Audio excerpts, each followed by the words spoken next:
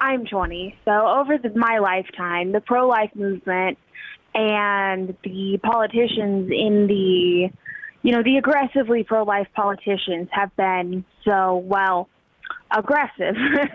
And, they're killing millions. This is genocide. And I'm wondering if that's so genuine, why aren't we seeing more dancing in the street right now? Why aren't we?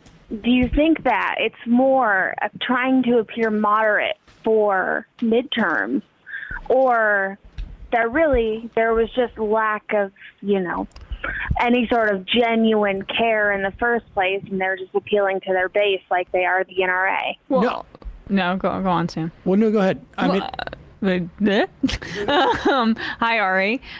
So I guess my thought on that is I think the latter option that you provided is a little closer to the truth. I do think they're genuine about it, but the only way for them to sell this is for them to hide the true nature of the brutality of what they are actually trying to achieve, and what they have achieved is, they're constantly downplaying it.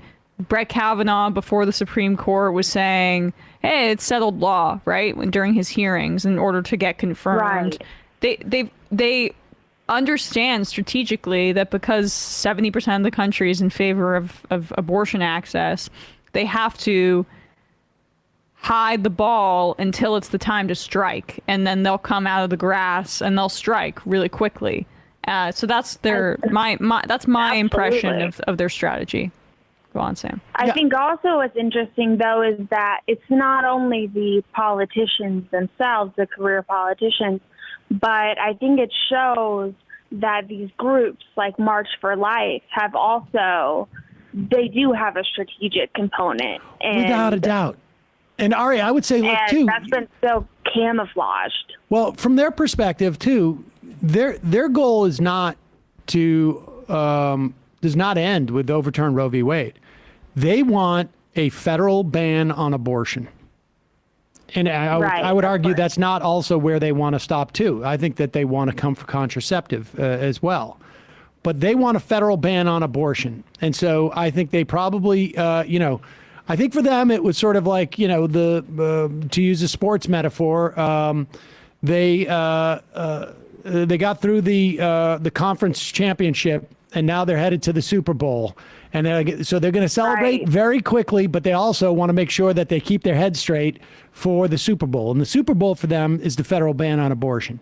And so they got to work methodically and get these state by state. They have 26 states that are more low-hanging fruit for them in terms of the ban. But I think you can see some of it. I think they're probably celebrating in the same circles that they always are, but that we don't have access to these. But there's no doubt there's some celebration. But they also, understand that, like, look, I mean, this is a religious, to the extent that there are people who are doing it, sincerely, and I think there's a lot of them, they are religious fundamentalists. And so you can bet that they're celebrating in their churches. You can bet that. Oh, for sure. That's happening, from the pews or from the pulpits. It's just that the political people know the danger that's associated with this. That's why for like a month, you had every Fox News host, everybody went on TV going like, this is barely a change. Yeah.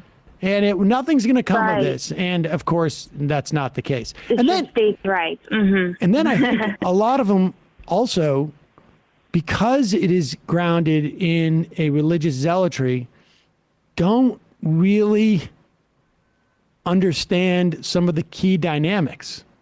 Like, I don't think they understood the implications of how these exceptions were not going to work. And do you remember that clip that we played where a woman was asked, like, well, what if the life of a mother is threatened and they get an abortion? And she said, oh, that's not an abortion.